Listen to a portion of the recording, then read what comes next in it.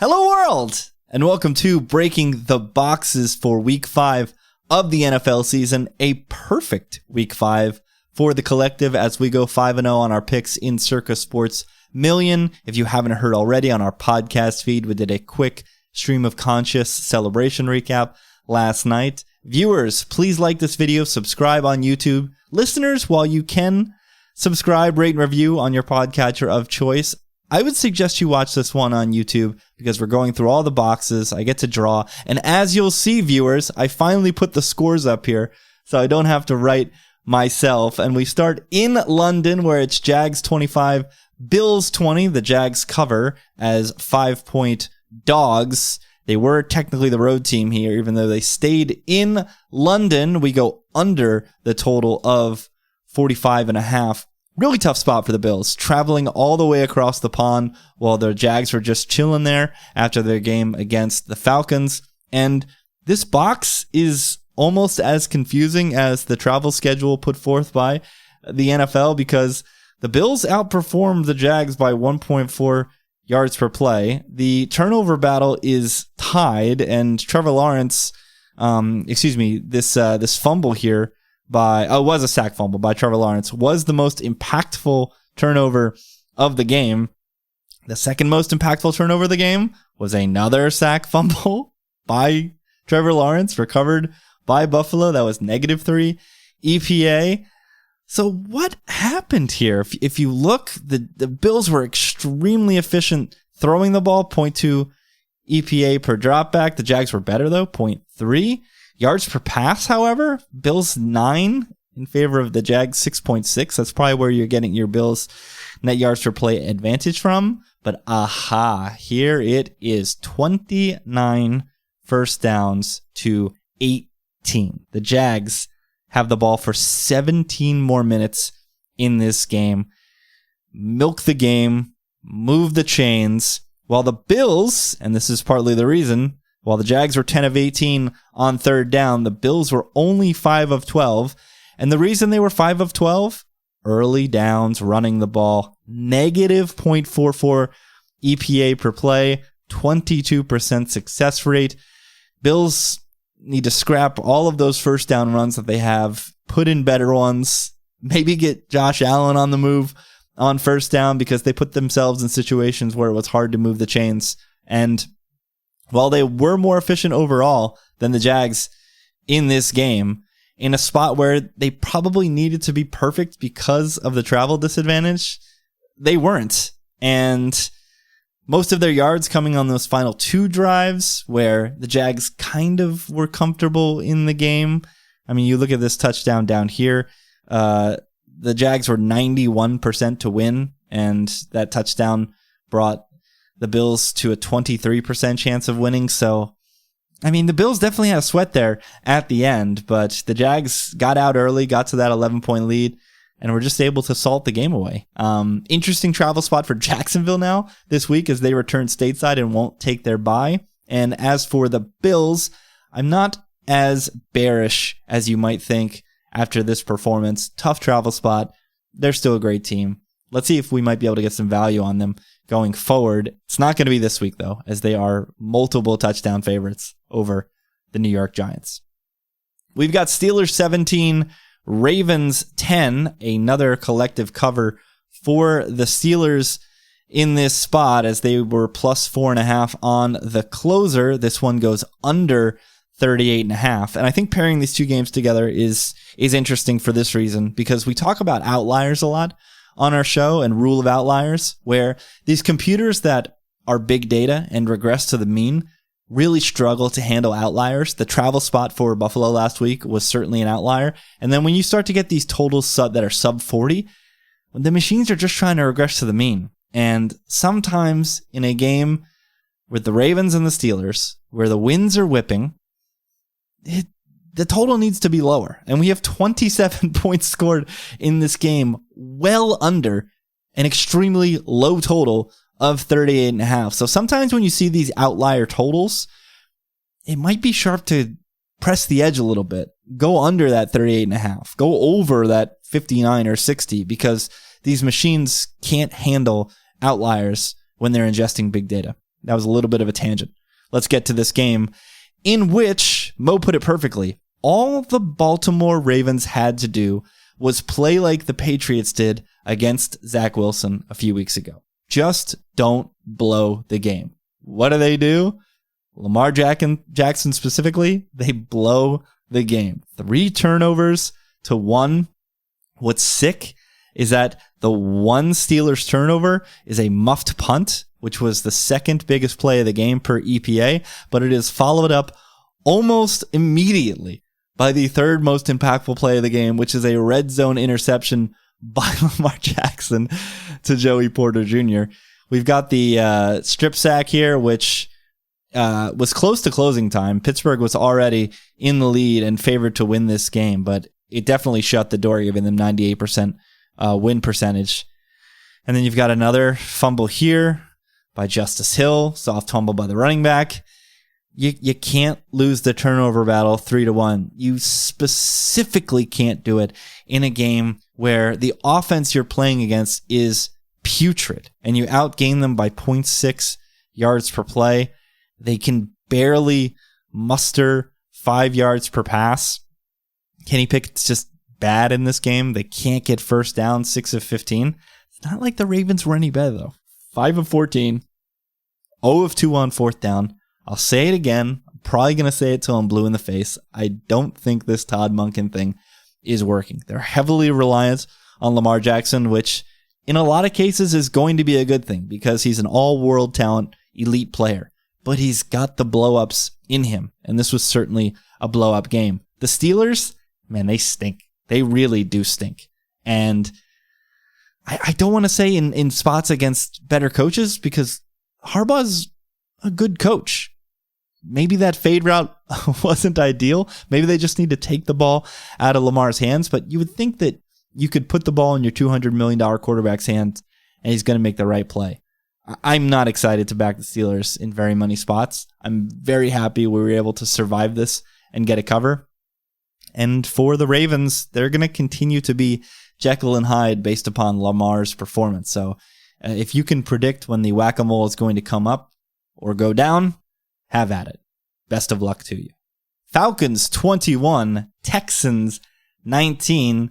Here's a third straight cover for the collective as the Falcons don't cover the closing number of 2.5. This did finally come back in Atlanta's direction, but they do cover the 1.5, which was in the contest. They also didn't cover the look ahead of 3.5. This play was completely about the number. We got the best of it, and this is why it's so important to don't fall in love with a team or a situation. Numbers matter a lot, and the movement here created a great buy opportunity, which we pounced on. And the Falcons really did outplay the Texans in this game. They led by 0.6 net yards per play, and they were able to get the win despite losing the turnover battle, 2-0. We've got a Bijan Robinson fumble here, which was recovered by Houston. We have a Jonnu Smith fumble here, which was recovered by Houston. But when it came to playing football, 26 first downs to 17, 4 of 13 on third down for the Texans. Neither team attempted a fourth down. The Falcons outplayed Houston in this game. But I will say, what I did, red zone efficiency, I should bring up as well. 1 of 3 for Houston, 2 of 4 for Atlanta. So getting that extra conversion definitely helped on that extra trip. While the Texans were outplayed in this game, I was still impressed by CJ Stroud. The Falcons defense is very good. They are in every level. They were breaking up passes. They were rallying to the ball. But CJ Stroud, he never made the mistake. He always made the right play. He was always getting the ball to the open man. But the Falcons just closed down and made plays. So I'm extremely bullish on Stroud still. And like I said on last night's recap, had this number been 3.5, I think we would have been on the Texans, and I think we still get a cover. So very happy with how he capped this game. Very close affair. No surprise there. Also went under the total here of 42. If you could see a trend coming. Jets 31, Broncos 21. The Jets cover as road dogs. This closed 2.5. This goes over 43, breaking that trend. And if you look at net yards per play, the Jets kind of dominate this game. 1.2 in their favor. Very ugly game played by both teams. 3 turnovers for the Denver Broncos, 2 for the Jets. The biggest turnover of the game was the one that shut the door. Denver were dogs to try to get back into this with a 27% win percentage. It's a fumble 6, forced by Quincy Williams, scooped by Bryce Hall. We've got a muff punt for each team, one by Marvin Mims and the other by Gibson. I don't know if it's even on here. The Taj Gibson. There it is right there. Xavier Gibson, not Taj Gibson. Thinking basketball. Xavier Gibson muff right there. You have the Zach interception, which just like Lamar's, it was a back shoulder fade, which he throws to the inside. And Garrett actually did a tremendous job getting his hands on it. It was a very tough play for Patrick Surtain to make, but he did make it. And it gave the Broncos a bit of life. Jets 0 for 5 in the red zone, including that interception, including the bungled clock management at the end of the first half. They just don't trust Zach. And maybe it's for a reason, because at the end of the first half there, yeah, you can sit and complain about having a tight end as slow as CJ Uzomah running out to the flat there when you've got no timeouts. But as the quarterback, you have to know that you can only make that throw to the player if you are 100% certain, Jesse Martin, that they are going to catch the ball and get out of bounds. If not, you got to throw that ball into row ZZ, my guy.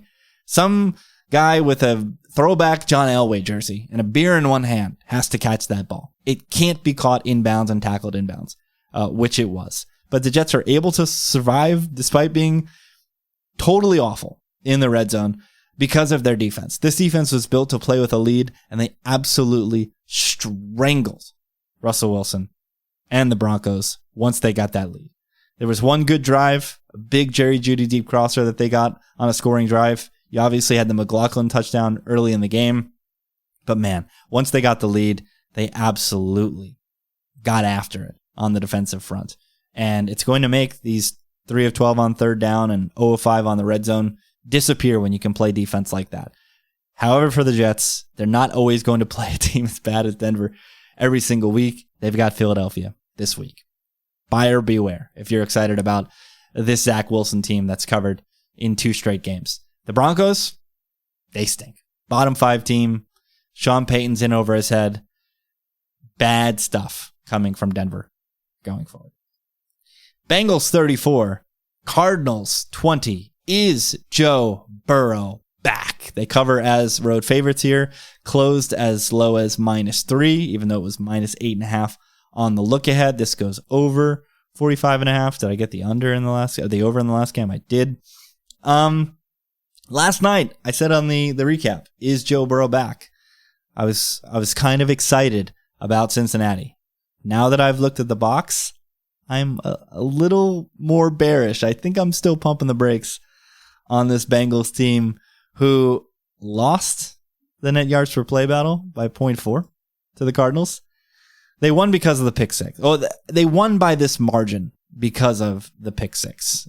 -6.8 EPA. They won the turnover battle. You've got a sack fumble here in the shadow of their own goalpost.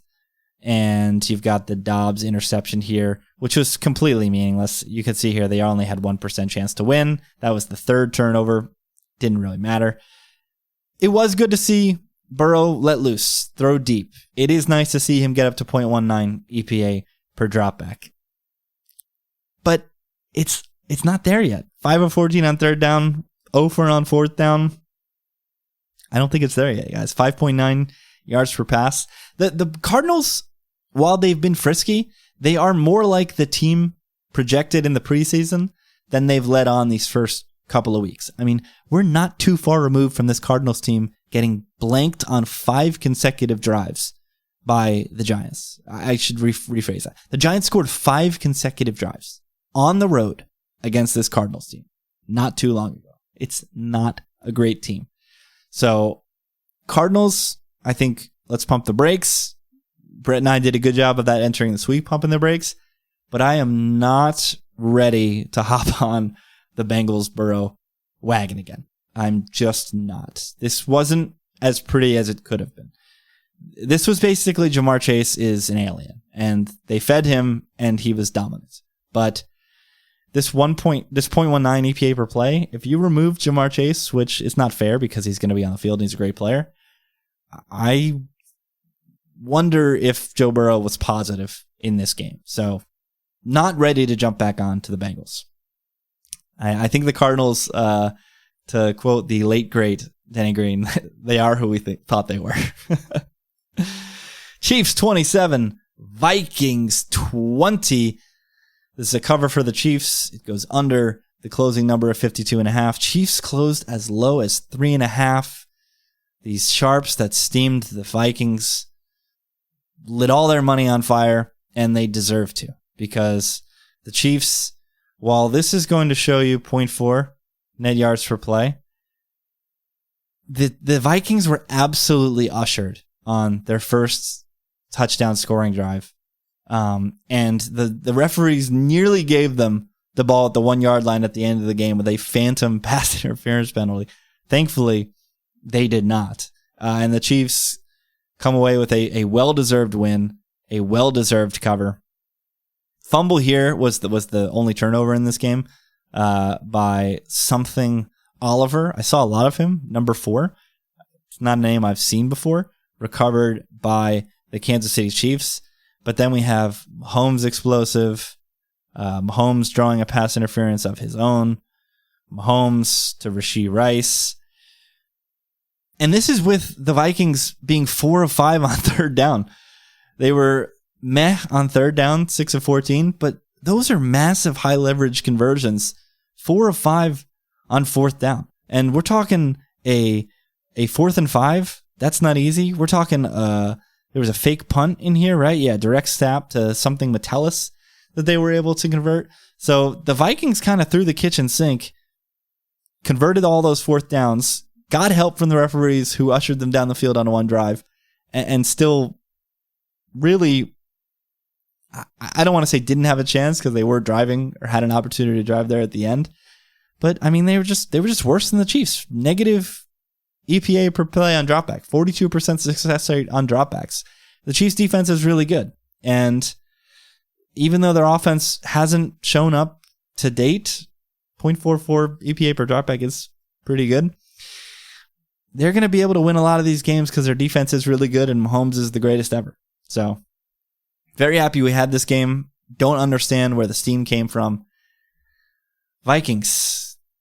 Easy cap. Again, keep Cousins clean. He can make some plays. Oh, also Justin Jefferson battled a hamstring in this game, but it's not as easy as saying if J-Jet was out there, they win this game or they score on that last drive. He was getting kind of blanked by McDuffie, who's been a pretty incredible CB1 for the Chiefs all season. But yeah, if the Vikings can stay clean and they play against a team that doesn't have explosives in them, they're going to be a team that can win and cover.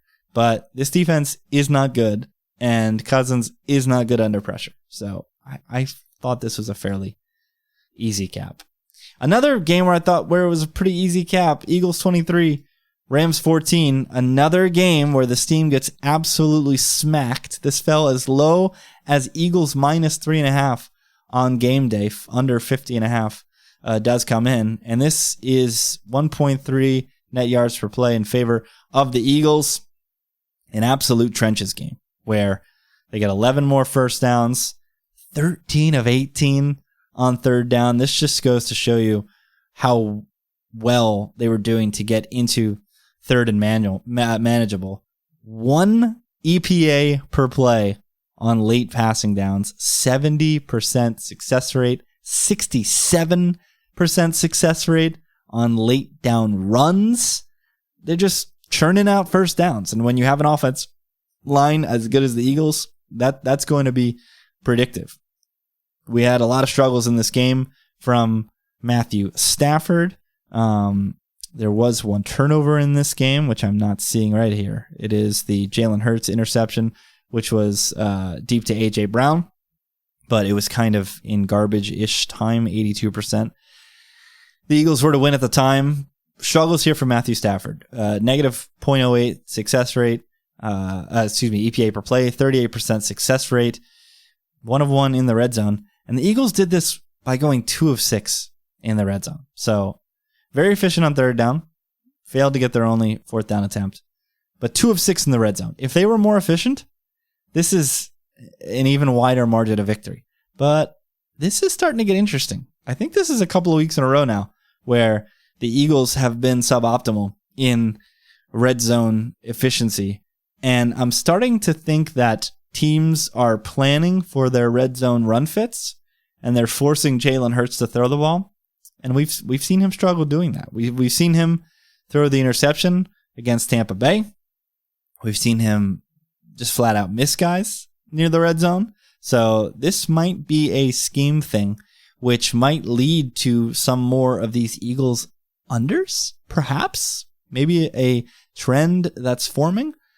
They play the Jets this week, who at least entered week 5 with the number 1 red zone defense in football, which I also think is predictive, the way that the Jets play that cover 3 shell and don't allow teams to kind of feast between the 20s, but then bend but don't break, and they're not breaking in the red zone. So I think that's something to keep your eyes on. Maybe this Eagles-Jets under is in play this week. For the Rams, I mean, I was bullish on their offense coming into this game. Cooper Kupp came back and looked like Cooper Kupp, the slot merchant, cooking linebackers and cooking safeties. Puka Nacua continues to prove that he's an NFL caliber receiver. But after that first drive, they really don't sustain any offensive success, which is interesting. Let's see when they don't play a team that generates as much pressure as the Eagles. I think the Rams are on the uptick. McVay, I trust him as a coach. They're not going to be at a trenches disadvantage as much as they were this week. So I think the Rams graph is going up, despite losing so decisively in this spot. Colts 23, Texans 16. The Colts get the cover as home dogs. This one got as big as 2.5 in favor of Tennessee. It comes under the 43.5. And it's another game where the Colts see 2 quarterbacks in action as Anthony Richardson leaves with what is presumed to be an AC injury that will keep him out at least a month. He did avoid the broken collarbone, which is great. And against a pass funnel like the Titans, both Richardson and Minshew were able to feast. And as a team, they were 0.33 EPA per drop back, which is pretty good. +1 in net yards per play, plus 1.5 in net yards or yards per pass. Titans, guys, you gotta stop somebody throwing the ball. You're going to be able to get away with it when you're playing against Zombie Burrow on a bad calf, but against a modern offense, against somebody like Shane Steichen, I guess it doesn't matter who's at quarterback. I guess it doesn't matter that they have 19 tight ends and only 1 true receiver. You're going to be able to throw the ball against a team like Tennessee. 1 turnover in this game, and it is an interception, correct? Was it a pick? No, yeah, it was an interception from Ryan Tannehill. Doesn't look like it made the top plays, though, which is interesting. We had Derrick Henry kind of miss a layup touchdown pass in this game to DeAndre Hopkins, which was pretty funny. Explosive here from Tajay Spears. That guy's kind of nice. He's the exact opposite of Derrick Henry in that he's short, he's quick, he's explosive. And then you've got Derrick Henry starting to show some wear and tear, starting to get a little bit older. Negative 0.17 EPA per rush play, 14 success rate. The Colts were able to get some bodies in the box and get some stops. Neither team inspiring in the red zone. 104 for Tennessee, 105 for Indianapolis. Titans really struggle on third down. Colts a little bit better. Yeah, this Titans team, I want to say that they stink, but they have a good coach, and that's going to help a lot. But when you are so poor defending the pass, like I said, you're just going to be in tough scenarios where you yourself are not very good throwing the ball. They were a little bit better today, 0.24 EPA per dropback, but they're not as explosive as they're going to need to be if they're going to play in some shootouts. And this is against a team, again, the Colts, that played 2 quarterbacks and don't have a lot of explosive pass catchers outside of Michael Pittman, who does most of his stuff after the catch. For the Colts, Steichen continues to show that Eagles coaching tree is completely legit. I do think Minshew is a downgrade from Richardson, so I'll keep my eyes on that to see if the market considers them even, which is what happened last time. And Colts competition has been not great, if I'm really thinking about it. They got Stroud early on in the season. They were able to capitalize on that. They got Lamar in a game where there were a lot of injuries and Lamar played poorly. They get the Titans here, an extreme pass funnel. So I think when the Colts step up in competition, they might be a team that we have an opportunity to fade because their market has to be shifting with all the success that they're having, all the love for Steichen, but they're just your run-of-the-mill, slightly below average football team. Told you guys. Niners 40T. Cowboys 10. I said on this very show last week that I thought the Niners were going to smoke the Cowboys. I said it on the card show. I think that there's a possibility that the Niners, and this is a direct quote, smack the Cowboys. And the 49ers smack the Cowboys. 3.5, doesn't matter. Could have been 31.5. and they cover. Get your alt season in. We do go over the number 45.5. Look at all this purple for Dallas. Where is it? 2.3 yards per play, 5 yards per pass in favor of the Niners. It's a mollywhopping, guys. You've got the 4 turnovers here. Some of these didn't matter. Look at this. Niners were already 100% to win. 100% to win. I don't think that's how numbers work. It's probably 0.999999, but there you go. This fumble was definitely way more impactful by Tony Pollard. An unbelievable punch by Fred Warner. And if someone doesn't believe in fumble luck, show them this play where there are 5 bodies just hanging out by the ball, all laying out of bounds. And if the ball touches one thread of their jersey, it's out of bounds and it remains Cowboys ball. But somehow it doesn't touch anybody, and somehow the Niners are able to recover it before hitting the chalk. This was just an all-around, every phase of the game, the Niners were better, which I want to tell you guys, I said that this was coming. 25 first downs to 8. The Niners are in a class of their own in the NFC. I think even if you include the Eagles, because the Niners are talented enough, top to bottom, where they're going to put even the Eagles in situations where they're uncomfortable, where Jalen Hurts is going to have to be a drop back passer, which is not where the Eagles want to be. When do the Niners start resting people? Because I don't know what could stop them other than injury from at least an NFC Championship appearance and a Super Bowl appearance after that. Cowboys, still a good team. They're still probably a top 5 or 6 team in football, but this is Manchester City in the Premier League type stuff. The Niners really are in a league of their own. And we saw it with the market movement this week. I think they opened as 3-point favorites on the road at Cleveland, and it's already up to 5, which I think is justifiable even with Cleveland coming off the bye. You've got a hurt Deshaun Watson. You've got an offense that's been generally anemic thus far this season, and a Niners team that can't be stopped right now.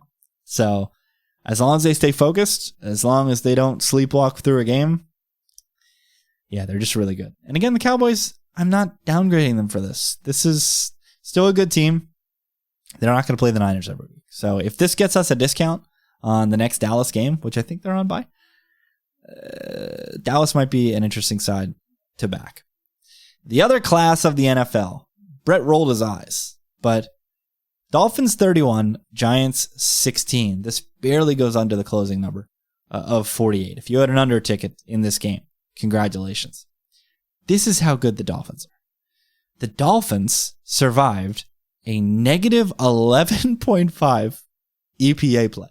Negative 11.5. 102-yard pick six by Tua.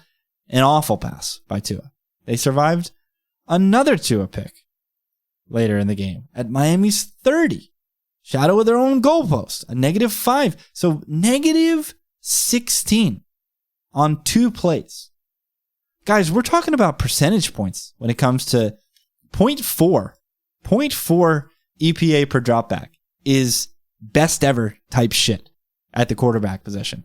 And this is -8 per play. This is, when I go through this expected points added big plays and it's turnovers, some of these games, and we'll get to one in a sec with the Panthers and the Patriots as well. When you do this and it's just two of the top 4 plays, it's usually over in pro football. Let alone covering a double-digit number and honestly making it look easy. 9.7 to 3.9. That's nearly 6. 6. What's 6 divided by 0.15? That's the margin of victory. Historically, that is indicative of this game. It's what's 6? It's 36 points. I don't know what else to say. The Dolphins, they went to Buffalo. Tough place to play. Also a good team. Had 2 bad turnovers again, which is, I think, kind of predictive. I don't think this is crazy, these turnovers by Tua and the Dolphins. And they got beat by a good team. That's going to happen. But I still think the Dolphins are the second. I think the Niners are the best team in the league by a comfortable margin. I think the Dolphins are the second best team by a comfortable margin. And then you've got like Chiefs, Bills, Eagles fighting it out for that 3rd spot. But I've never seen it before where you have 2 plays this poor and you still cover as double-digit favorites without breaking a sweat. This Achane run, by the way, the 76-yarder. My goodness. Both safeties had the angle, and it didn't matter. This guy just flew past them. Giants stink. I don't know how many times I have to say this about some of these teams, but they stink. 0-2 in the red zone. You get this defensive team touchdown. You can't cover as double-digit dogs. If not, then when? I don't know when for the Giants. Lions 42, Panthers 24. A laugher in Detroit. This goes over the 43.5 total. Lions close as 9.5, so a little bit of buyback once this gets to 10. And I told you that the turnover underlining is coming. 3 turnovers for the Panthers, 0 for the Lions. Here's a pick. Here's a fumble. Here's a pick. Game over. It's pro football. It's over. Add a 42-yard touchdown for the Lions and a 31-yard touchdown to the Lions. It's a laugher for Detroit in this contest. They definitely lay off the brakes here a little bit, it looks like, because they only win by 1 net yard per play. And you'll see in a little bit of garbage time, I think, Bryce Young actually does okay because despite these picks, he does get to a positive net yards per play. He does get to a positive 52 success rate. There was a dropped touchdown from Bryce Young, so maybe some steps forward despite losing by 18. You hate to see steps forward in a game where you lose by 18 and you don't have your first-round draft pick the next year, but maybe signs of life. In Carolina, 3 of 4 in the red zone, maybe signs of life. But this defense, this is the biggest thing about Carolina. They were supposed to be the good defense, bad offense team this year. They were supposed to at least create game states where Bryce Young could survive, but they're getting trounced. And I don't see many scenarios where they're going to be competitive where their defense plays this bad. I'm happy for Bryce. I'm never rooting against kids. I hated to see him lost. I hated to see him behind this offensive line. I hated to see him throwing to guys that can't separate and are now dropping easy touchdowns. But hopefully a step forward in the right direction for Carolina. I still think we're going to need massive numbers to back this team. They're getting another massive number this week against the aforementioned Dolphins, who can they make that line big enough? Look ahead 11, opens 14. I thought it should be 17. I think it should be flirting with 20. That's how poor Carolina is. And the Lions, we were worried. I was worried coming into the season about the hype. I said way back in the spring, I thought the Lions were an interesting Super Bowl ticket. And then I looked at the odds and it was at the 20s. And that kind of disgusted me. So much market hype, but they're living up to it. I told you Dan Campbell doesn't sleep, so there can't be any sleepy spots. Detroit Motor City, creeping up to that Bills, Chiefs, Eagles Cowboys kind of neighborhood, I think. I don't think they're there yet. Still worried about Goff in negative game state. Worried about Goff in neutral game states against good teams. But they're knocking on the door. And that's good on Dan Campbell and their entire staff. What's the point of talking about this game? Saints 34, Patriots 0. I take a big L on this one because I thought this was a pride game for the Patriots and Bill Belichick. It wasn't. Saints cover by whatever number you got, whatever alt you got. It does go under, though. One of those blowouts where a low total still goes under. Another outlier under comes in, 38.5. All the purple, the deepest purple you could even imagine for the Patriots. Negative 0.75 EPA per dropback. 3 turnovers to 0. Here we go again. Mac Jones, pick 6. Mac Jones, fumble. Mac Jones, interception. He finally gets the hook. I mean, what is this? The biggest play of the game is roughing, it was a blow to the head on Saints defense. That was the biggest play of the game. That was not a turnover. It's a disaster. It's nightmare fuel in New England. But don't let this fool you. This Saints team stinks. 4.3 yards per play. They did have a 1.2 advantage, but that's because the Patriots are bottom 5. The Saints team still stinks. They're not good. And part of it is Carr's health. Part of it is Carr just being a nit. They were 3 of 4 in the red zone. Congratulations. I will give them credit for that. That's something I've killed them for all season. But 5 of 15 on leverage downs, 1 of 14 for the Patriots, 0 of 2 on fourth down. It's as bad as it gets. It's as bad as it gets. What do you do with Mac Jones? Do you just cut him? I mean, what's the point? We should be playing for one of these top quarterbacks next year. Does Bill want that? Is Bill going to be around? I don't know. This Patriots team, I guess I just have to take a break from them because I thought this was going to be about pride and Bill. But if it's just gone, it's gone. And we need to be treating this team like they're the bottom 5 team that they are. And the Judon and Gonzalez injuries, which were not going to be as impactful in this game, are going to be very impactful against teams that can really throw the ball.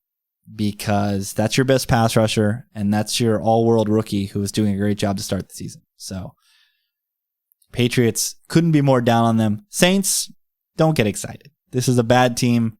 Saints are now road favorites against a Texans team that we love. Spoiler alert, I think you'll be hearing about the Houston Texans this week on the show. That's Breaking the Boxes. Like the video, subscribe to the channel. Listeners, please rate, review, subscribe. We'll see you for the card show on Thursday. Peace out.